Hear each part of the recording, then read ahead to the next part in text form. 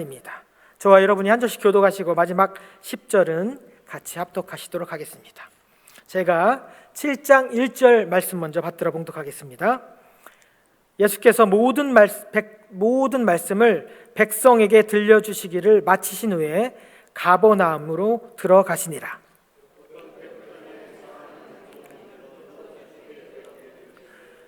예수의 소문을 듣고 유대인의 장로 및 사람을 예수께 보내매 오셔서 그 중에 구해 주시기를 청한지라.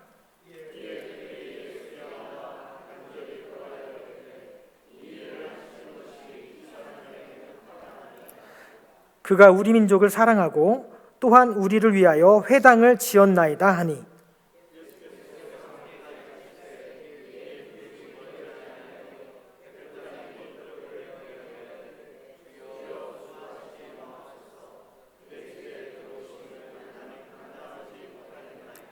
그러므로 내가 주께 나아가기도 감당하지 못할 줄을 알았나이다. 말씀만 하사 내 하인을 낫게 하소서.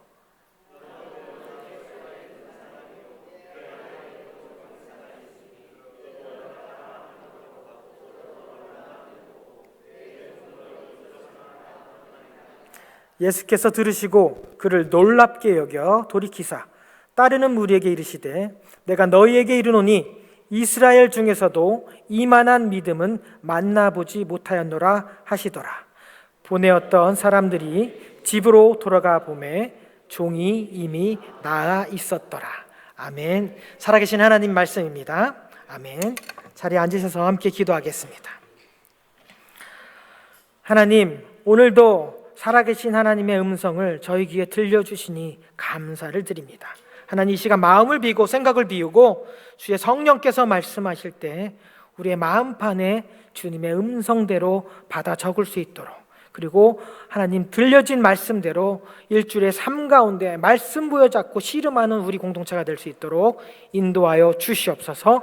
이 시간 주님의 음성을 간절히 기다린 주의 백성들에게 하나님 자정하사 이 시간 하나님의 음성으로 말씀하여 주시옵소서. 감사드리며 예수님의 이름으로 기도하옵나이다. 아멘. 우리 예수님께서 평지수훈의 모든 말씀을 마치시고 가버나움으로 들어가셨다라고 오늘 본문이 1절이 말씀합니다. 그런데 계속 읽다 보면 어떤 백부장의 사랑하는 종이 병이 들어 죽게 되었는데, 그 백부장이 예수님의 소문을 듣고 유대인의 장로 몇 사람을 예수님께 보내었다, 이렇게 기록합니다. 우리가 잘 아는 대로 백부장은 로마의 군대 장관이지요. 그리고 백부장의 종이었다라면 현재 무력으로 점령하고 있는 이 이스라엘 유대 땅 가운데서 아마 뽑았을 겁니다. 로마의 군대를 다스리는 백부장이 사랑하는 유대인의 종이 있었다. 그리고 그를 위해서 유대인의 장로 몇 사람을 예수님께 보내었다. 지금 이 유대 땅은, 이스라엘은 무력으로 로마에게로부터 통치를, 지배를 받고 있습니다. 거의 나라를 빼앗긴 거나 다름없는 그런 상태입니다. 우리로 따지자면, 기억하고 싶진 않지만 일제 강제로 정령한 그런 시기입니다. 이스라엘 내에 주둔했던 로마 군대, 그리고 그 백부장들은 지금은 정념하고 있는 이 유대 땅의 치안과 유지, 또 폭동, 반발 진압을 위해서 동원되었기 때문에 이스라엘 사람들을 때로는 필요에 따라서 무력으로 진압하고 폭력을 행사했습니다. 때로는 아무런 잘못 없는 이 유대인들을 잡아서 옥에 가두고 때로는 때리고, 질서 유지, 평화 유지 그런 명목으로 마치 그 이스라엘 사람들의 목숨을 파리 목숨처럼 무자비하게 짓밟아도 누가 하나 까딱하지 않는 그런 시대라는 것이죠. 그런 시기에 로마에 대한 유대인들의 감정은 어떠했겠습니까? 로마의 앞잡이가 되었던 그 백부장은 어떻게 했겠습니까? 남의 나라, 남의 땅에 들어와서 강제로 일을 시키고 세금을 부과하고 힘의 논리로 약소국가, 속국이라는 그 이유만으로 모든 폭력과 통제와 압제 아래 놓여 있는 안타까운 현실입니다. 그래서 그 중에는 우리가 자체적으로 힘을 길러서 우리 빼앗긴 이 이스라엘을 찾아보자 열심당 질럿들이 생겨났지요. 열심당원들은 대부분 민족주의자들이었습니다. 자기들의 뜻과 이 빼앗긴 이스라엘을 회복하는 일을 방해하는 그 누구도 그냥 처단해버리는 무자비한 사람들이었습니다. 혹시 로마의 지도자들에게 잘 보기 위해서 아부하는 그런 유대 사람들이 있다면 잘 지켜보고 있다가 색출하고 미행하고 결국 자객을 보내서 죽여버리는 철저한 민족주의자들이었습니다. 그들은 오로지 자주 독립을 외치며 우리를 지금 압제하고 있는 이 로마의 소나기로부터 해방시켜줄 정치적인 메시아를 기다리고 있었고, 다시 한번 이들의 소나기에서 독립하여서 예전에 찬란했던 다윗 왕국을 회복하기를 간절히 기다리는 자들이었습니다. 이 정도로 로마 사람이나 그리고 로마 군대에 대해 적개심이 하늘을 찌르던 그 시기에 당연히 로마 군사들을 거느리고 있었던 백부장에 대한 생각은 어떻겠습니까? 당연히 유대 사람들은 백부장을 원수로 여기던 시기였습니다. 그런데 어떤 백부장이 사랑하는 종이 있었는데 병이 들어 죽게 되었다는 겁니다. 그 백부장의 종은 아마도 유대 땅에서 돈으로 죽을 샀거나 아니면 강제로 빼앗은 아마 유대 사람일 가능성이 높습니다. 여기서 종이라고 쓰여진 단어는 둘로스라는 헬라어가 사용되었습니다. 보통은 노예라고 표시됩니다. 생사의 기본 권리, 인간의 기본 권리가 나에게 있지 아니하고 주인에게 있다는 거지요. 시키는 모든 일을 행해야 되고 모든 삶의 행동이 주인의 손아귀에 종속된 그런 존재입니다. 생명의 고귀한,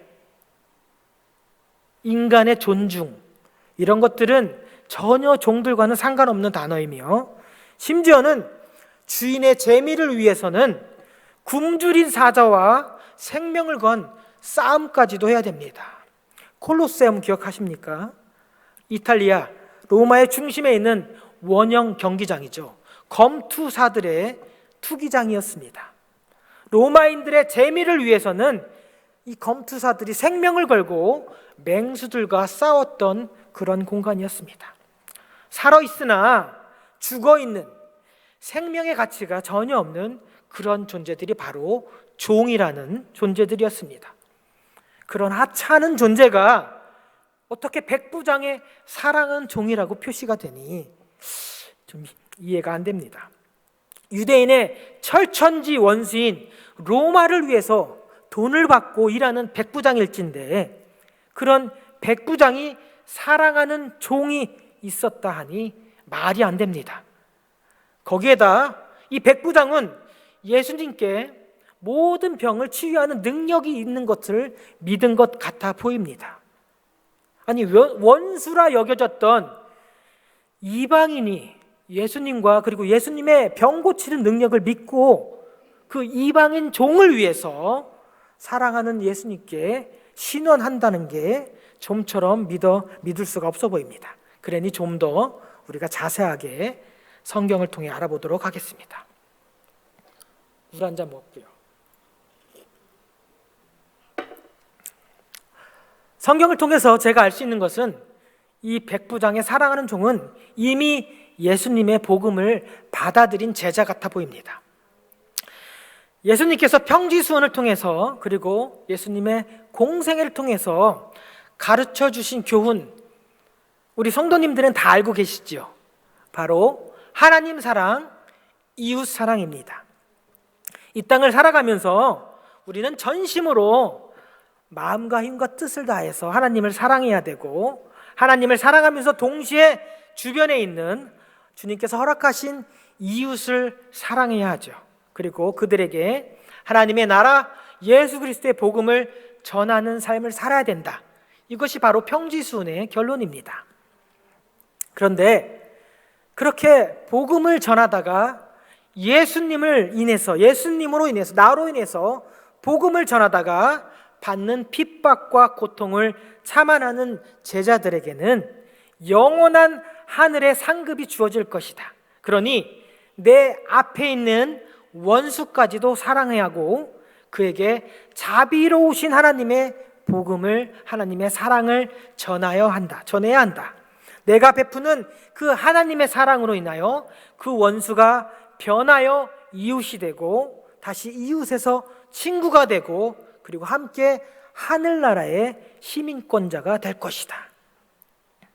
예수님의 가르침을 듣고 이미 제자가 됐던 이 백부장의 종은 정말로 자기의 주인이며 실질적으로는 원수 같은 백부장을 예수님의 말씀대로 사랑하기로 작정하였습니다. 그렇게 원수였지만 예수님의 말씀을 의지해서 사랑하려고 하기 위해서는 먼저 다른 사람들, 다른 종들보다 먼저 일찍 일어나 하루를 준비해야 됩니다. 백부장이 오리를 가자 하면 심리까지도 마다하지 않고 기쁜 마음으로 걸어가야 합니다. 원수였지만 그의 명령을 하나도 빠짐없이 준행합니다. 다른 종들과 함께 행동부터 늘 웃으면서 기쁜 마음으로 감당해야 합니다. 시키는 모든 일을 준행하며 거기에 표정까지 밝고 기쁨으로 행하니 다른 종들과는 분명 달랐을 것입니다. 백부장의 눈에 띄었겠지요. 그리고 그렇게 유난히 다르던 그 종을 관찰하던 백부장은 어느 날 종을 불러 물어봅니다. 너는 뭐가 그리 깊으냐? 너는 억울하지 않느냐? 너는 왜 다른 종들과는 매일 다르게 그렇게 웃을 수 있느냐? 너는 내가 밉지 않느냐? 혹시 너만 알고 있는 무슨 비밀이 있다면 나한테도 좀 알려달라. 이 종은 고민합니다. 로마는 우리가 다 아는 것처럼 모든 종교가 허락된 그런 나라였습니다. 그런데 황제를 신으로 모시고 경배를 하는 나라였지요. 로마의 황제를 신으로 고백하지 않고 나는 하나님을 믿고 하나님의 아들 예수 그리스도를 믿습니다 라고 고백하면 어쩌면 핍박을 넘어서 목숨까지 죽음까지 당할 수도 있기 때문에 이 종은 고민합니다. 망설였습니다.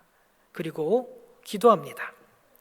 주님, 선하신 주님께서 인도하시는 모든 길이 선하심을 믿습니다. 내 생명은 주님 것이오니 이제 내가 믿음으로 주님의 주되심을 고백하길 원합니다. 내 생명을 주님께 맡기오니 받아주시옵소서. 기도한 후에 마침내 입을 열어 백부장에게 고백을 합니다. 주인님, 저는 예수 그리스도만이 참 하나님을 믿는 예수님의 제자입니다. 이 말을 들은 백부장은 잠시 침묵을 합니다. 그리고 본인도 소문을 통해서 들었던 예수라는 사람에 대해서 회고를 합니다. 나도 분명 그 소문을 들었던 것 같은데, 사람들의 소문에 의하면 그분의 말씀은 다른 사람과 달리 권위가 있고 권세가 있다던데, 그분은 말씀으로 못 고칠 병이 없다던데, 그것이 참말이냐? 그것이 진짜냐? 그렇다면 혹시 나에게도 좀 더 자세하게 가르쳐 줄 수 있겠느냐? 두렵고 떨리는 마음으로 죽음을 내걸고 고백을 했는데, 신앙을 고백했는데, 오히려 이 백부장은 나에 대해서, 예수님에 대해서 더 자세히 가르쳐 달라고 이 종에게 부탁을 합니다. 그렇게 예수 그리스도의 복음을 사이에 두고 주인과 종은 하나가 되었습니다. 로마인과 유대인이라는 인종 차별 의식이 사라집니다. 원수를 사랑하라 라는 주님의 말씀에 목숨을 걸고 순종한 그 믿음의 행동의 결과가 평생 이 원수지간의 벽을 넘을 수 없던, 허물 수 없던 그런 관계에서 원수였고 주인과 종이었던 그 관계가 이제는 친구지간으로 바뀌었습니다. 서로가 서로를 존경하는 관계로 바뀌었습니다. 사랑하는 종이 먼저 예수님의 말씀을 의지하여서 그 주인을 사랑하자, 그 원수를 사랑하자, 주인인 백부장이 자기 자신을 낮추어 나한테 가르쳐달라고 종을 섬기는 자세로 서로가 서로의 종이 될 수 있었던 것입니다. 백부장이 사랑하는 종이라고 했을 때 이 사랑하는 종의 원래의 뜻은 엔티모스라는 헬라어를 단어를 썼는데 소중히 하다, 존귀히 여기다라는 뜻을 갖고 있습니다. 종과 주인의 관계에서 정치적으로는 민족적으로는 원수 관계였던 그런 관계에서 서로가 서로를 소중히 여기고 존귀히 여기는 관계로 발전하기까지 얼마나 많은 노력과 눈물의 기도를 흘려야 했을까요? 얼마나 인내하면서 얼마나 자기를 죽여가며 예수님의 말씀만 붙잡고 주님의 말씀대로 순종합니다. 얼마나 노력을 했을까요?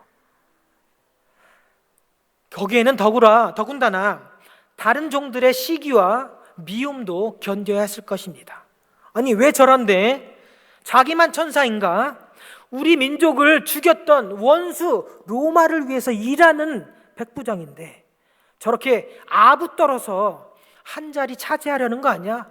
저렇게 아부 떨어서 종의 신세를 면하려고 하는 거 아니야? 그렇다면 열심당에게 확 고자질러 버릴까? 여기 원수 로마 사람에게 아부 떠는 종이 있다라고 확 밀고 해버릴까? 그렇게 같은 처지에 있는 종인 동료들에게도 미움과 시기를 분명 받았을 겁니다.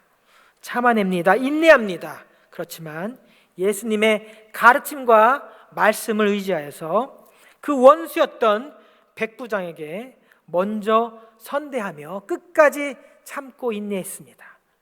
그리고 그 결과로 그 백부장도 이 종의 마음을 이해하고 결국 백부장도 예수님을 영접하게 되었습니다. 두 사람은 예수 안에 친구가 되었고 이웃이 되었고 하나님 나라의 동역자가 그리고 서로가 서로를 섬기는 종이 되었던 것입니다. 한때는 주인과 종이었지만 이제는 친구가 되고 동역자가 되었습니다. 그리고 친구를 위해서 이 친구들과 예배를 드릴 수 있도록 함께 예배드릴 회당을 지어줍니다. 한때는 종이었지만 이제는 목숨보다 더 소중한 친구가 되었기 때문에 유대 민족들을 받아들이고 유대 민족을 사랑하기까지도 되었습니다. 그러던 어느 날 하늘도 무심하시지 그렇게 함께 웃고 하늘나라를 소망했던 친구가 갑자기 죽을 병이 걸렸습니다. 누가복음에서는 어떤 병에 걸려서 죽게 되었는지 구체적으로 밝히진 않지만 병행복문인 마태복음에서는 중풍병에 걸렸다라고 알려줍니다. 이에 그 백부장은 그 사랑하는 사랑하는 친구를 낫게 해줄 분은 소문으로서 익히 알고 있었던 예수님밖에 없음을 확신하고 주변 사람들에게 예수님을 청해달라고 요청합니다. 본인이 직접 나설 수도 있지만 유대 민족들은 이방인을 함부로 만나지 않지요. 함부로 만나서 상대를 하지 않지요. 오히려 이방 사람들을 만나서 접촉을 하면 치료를 받기는커녕 오히려 그동안 쌓아왔던 관계까지도 한꺼번에 무너질 수 있다는 것을 알았기 때문에 그래서 유대인의 몇몇 장로를 부탁을 해서 예수님께 나아갑니다. 주님, 이 일을 하시는 것이 이 사람에게는 합당하나이다. 그가 우리 민족을 사랑하고 또한 우리를 위해서 회당을 지었나이다. 유대인의 장로들은요, 이 백부장의 선행을 기억하며 예수님께 부탁을 합니다. 아니, 도와주는 게 합당합니다. 예수님께 다시 한번 재차 강조합니다. 그런데 이상할지니만큼 예수님께서 오늘 이 질문에 침묵을 하십니다. 우리가 생각할 때 이 정도로 유대인을 사랑하고 유대인들이 예배드릴 그 처소까지, 회당까지 자기의 돈과 자원을 들여서 지어준 백부장이라면, 아무리 원수의 나라 로마를 따르는 용병이라 할지라도 당연히 예수님께서 그의 부탁을 들어주는 것이 합당하지 않겠습니까? 우리는 그렇게 생각합니다. 그것이 마땅하다라고. 우리는 그렇게 쉽게 결론을 내립니다. 이 정도면, 우리를 위해서 이렇게 했으면 은혜 받을 만하지 않겠습니까?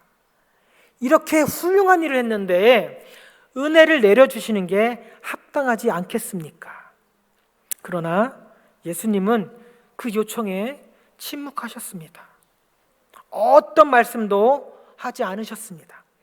그래, 너희들의 생각에 나도 동의한다 라고 하실 수도 있고, 아니다, 아무리 그렇다 해도 하나님의 백성을 핍박하고 있는 이 백부장의 요청을 들어줄 수는 없다. 예와 아니오를 정확히 말해 주실 수 있는데 예수님은 어떤 말도 하지 않으셨습니다. 왜 그러셨을까요? 우리 주님께서는 우리에게 은혜라는 것을 다시 한번 생각해 보길 원합니다. 은혜가, 하나님께서 내려주시는 은혜가 우리가 받을 만한 자격이 있어서 내려주시는 건가요? 우리가 주님을 위해 핍박도 받고 땀도 흘렸으니 이 정도면 주님, 저는 주님한테 은혜 받기에 합당하지 않나요? 우리는 이렇게 생각합니다만 주님은 침묵하신다는 겁니다. 왜죠? 은혜라는 것은요, 우리의 어떠함이 아니라 우리가 무엇을 열심으로 행함으로 얻어지는 것이 아니라는 겁니다. 은혜는 하나님의 전적인 긍휼하심으로 우리에게 주어지는 것입니다. 하나님께서 일방적으로 아무런 이유 없이, 아무런 공로 없이 우리에게 베풀어 주는 것이기 때문입니다. 그런데 우리는 생각하기를, 주님, 우리가 이 정도로 했습니다. 주님, 우리가 이만큼 주님을 사랑했습니다. 이 정도면 은혜 받기에 합당하지 않나요? 너무 쉽게 우리의 행함으로, 우리의 노력으로 은혜를 받기가 합당하다라고 쉽게 결론을 내린다는 거죠. 우리가 어떤 사역을 결정할 때도 마찬가지입니다. 우리는 어떤 사역을 결정할 때 인지상정에 우선순위를 둘 때가 너무너무 많습니다. 나랑 친하니까, 내가 잘 아는 분이니까, 내가 아는 친구의 교회 집사님이시니까, 우리 교회를 위해서 열심히 아낌없이 수고해 주신 분이니까, 우리의 사역과 방향과 우선순위가 우리의 기준에 달려있다라고 생각합니다. 우리가 가깝거나 우리에게 도움이 됐거나 앞으로 도움이 될 가능성이 높을 때, 그러면 우리와 관계가 있으니 도와줍시다, 은혜를 줍시다, 이렇게 우리를 기준으로 우리의 사역과 방향과 목적을 제한합니다. 그렇다면 과연 그 사역은 우리의 사역인가요? 아니면 하나님의 사역인가요? 우리의 필요, 우리 교회의 도움, 이것 때문에 되느냐 마느냐를 결정한다면, 우리가 중심이 되고 기준이 되어서 사역을 결정한다면 과연 그것은 하나님의 뜻에 합당한 사역일까요? 하나님께서 바라보시는 그곳을 우리가 제대로 바라보고 있는 걸까요? 사적인 친분 관계로 맺어진 사역을 과연 하나님께서 기뻐하실까요? 오늘 본문에서 예수님은 끝까지 침묵하셨습니다. 그 침묵은 우리로 하여금 쉽게 결론 내리지 말라라고 하시는 겁니다. 가장 쉽고 편한 방법을 택하지 말라고 하시는 겁니다. 누구를 도와야 될지, 어디를 도와야 될지, 무엇을 해야 될지에 대해서 더 많이 기도하고 더 많이 고민하고 주님의 뜻을 구하라고 하시는 겁니다. 많은 교회들이요, 장학위원회라는 것을 두고 있습니다. 우리 교회도 때가 되면 장학 헌금을 마련해서 어려운 형편의 가정을 도와야 합니다. 문제는 그 장학 헌금이 정말로 어려운 학생들에게 쓰여지고 있느냐는 것이지요. 정말 도움이 필요한 자들에게 장학금이 돌아가고 있는가입니다. 어떻게 가늠할까요? 어떻게 가정 형편이 어려운지 알 수 있을까? 고민해봐야 되고 기도해봐야 되고 철저하게 조사해서 정말로 어렵고 힘든 학생들한테 그 장학금이 돌아가야 됩니다. 그런데 실상은 그렇지 않은 경우도 있더라고요. 너무 쉽게 결정하고 너무 쉽게 나랑 아는 분, 나랑 관련인 그렇게 인지상정으로 결정을 합니다. 제 개인적인 경험이지만 제가 신학생, 유학생일 때 제 주변에 많은 유학생들이 있었습니다. 그 유학생들은요, 방학 때만 되면 타주를 돌아다니면서 여행을 합니다. 게다가 1년에 한 번씩 구국에 계신 부모님도 뵙고 돌아옵니다. 그만큼 여유가 있다는 것이죠.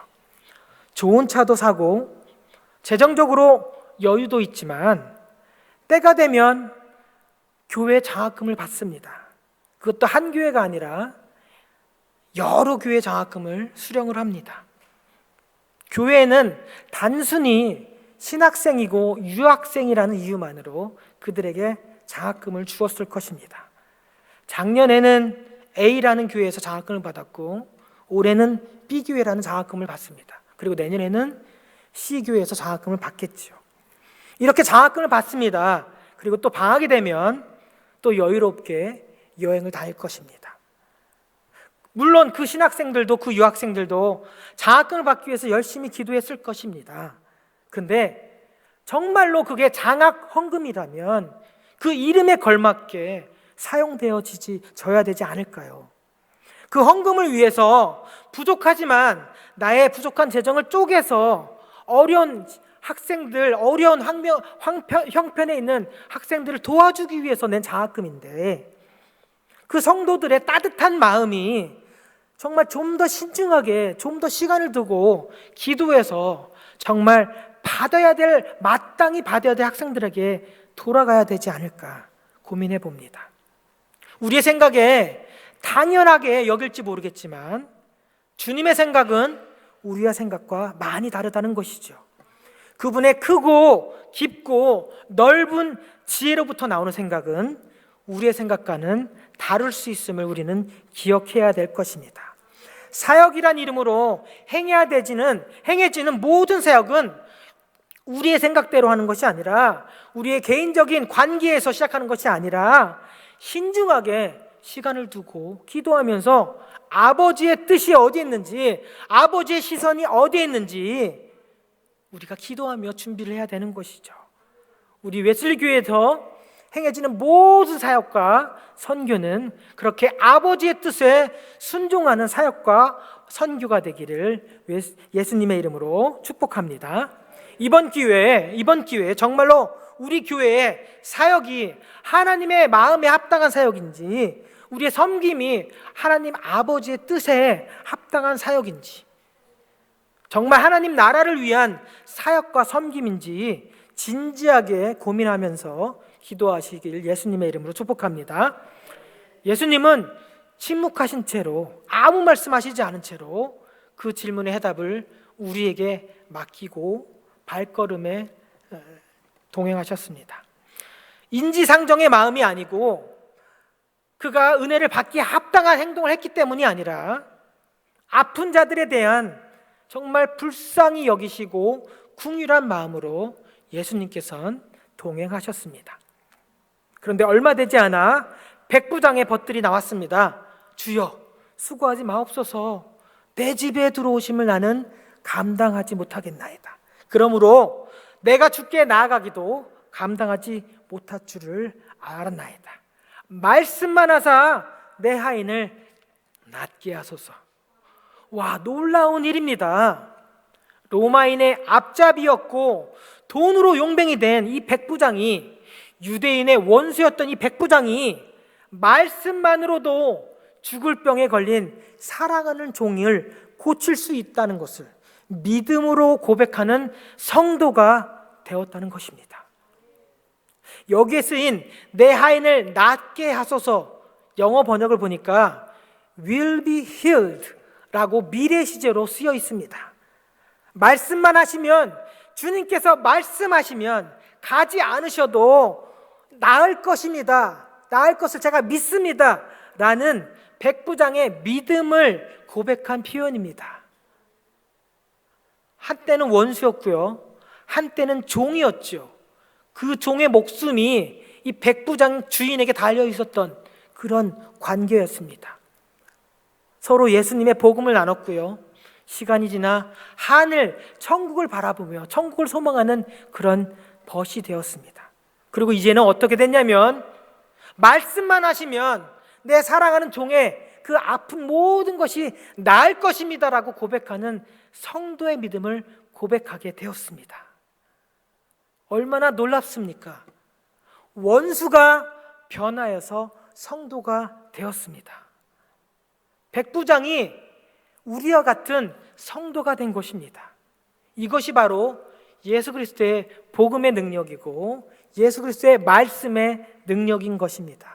한때는 원수였던 자가 이제는 믿음을 고백하는, 우리와 동일한 믿음을 고백하는, 예수님 말 한마디면 모든 것이 회복될 것입니다. 그러니 가지 마시고 여기에서 말씀만 하시옵소서 라고 믿음을 고백하는 성도로 변한 것입니다. 얼마나 감동스럽습니까?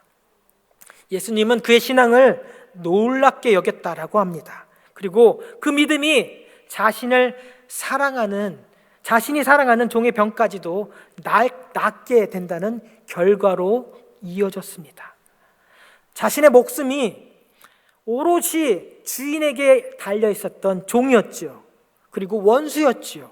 그런데 말씀에 의지하여, 예수님의 원수를 사랑하라는 그 말씀에 의지하여 힘들고 어렵고 모든 어려움을 참아내고 그 원수를 사랑했던 종에게 이제는 복음의 능력이, 말씀의 능력이 나타나서 말씀으로 인해서 이미 집에 가보니 종이 깨끗이 회복되었다라고 성경이 기록합니다. 자기 민족의 나라를 빼앗고 자기 동족의 목숨까지도 무자비하게 빼앗았었던 이 로마의 군인 백부장, 원수라 여겼었고요, 상대조차 말하기조차도 싫어했던 원수 같았던 그에게 예수님의 말씀, 원수를 사랑하라고 하는 그 말씀을 의지해서 끝까지 순종하려고 했던 한 사람, 믿음의 종을 통하여 원수가 변하여 믿음을 고백하는 성도가 되었다는 것입니다. 그 믿음 그대로 죽어가던 그 백부장의 종은 육신뿐만 아니라 정신적인 것, 영적인 상태까지 온전하게 회복시켜 주시는 주님의 놀라운 능력 앞에서 이 백부장의 종은 회복이 되었습니다. 온전케 되었습니다. 히브리서 11장 6절 이렇게 고백하죠. 믿음이 없이는 하나님을 기쁘시게 못하나니 하나님께 나아가는 자는 반드시 그가 계신 것과 그가 자기를 찾는 자에게 상 주신 이심을 믿어야 할지니라. 우리가 믿는 하나님은요, 그렇게 믿음으로 나아가는 자에게 반드시 상을 주시는 하나님이심을 믿으시길 바랍니다. 그리고 하나님 말씀, 예수님의 말씀을 의지하여서 끝까지 말씀만 붙잡고 나아갔던 이 종에게 원수였던, 그러나 이제는 변화해서 성도가 되었던, 그리고 본인까지도 육신, 영적으로도 온전히 회복한다는 그 믿음이 바로 말씀에 순종하는 것에서 나왔다는 것을 우리는 기억해야 될 것입니다. 하나님은 오늘도 저와 여러분에게 말씀하시길 원하십니다. 그 말씀에 순종하는 자는 이렇게 놀라운 믿음의 고백을 할 수 있는 것이고, 그리고 그 믿음으로 인해서 놀라운 결과, 육신까지, 영적인 것까지, 정신적인 것까지 온전히 회복해 되는 놀라운 결과를 경험하게 될 것입니다. 여러분은 하나님께서 말씀하실 때 어떻게 고백하시겠습니까? 이 백부장의 종처럼 예수님 말씀대로 의지하여서 원수까지도 사랑할 수 있는 삶을 살아가시겠습니까? 말도 걸기 싫고 같이 옆에도 앉기 싫어하는 그 누군가에게 오늘 예수님은 우리에게 말씀하십니다. 사랑하라, 용서하라. 그러면 원수가 변하여 성도가 될 것이다. 그 말씀에 온전히 순종할 수 있는 저와 여러분 되시길 예수님의 이름으로 축복합니다. 기도하겠습니다.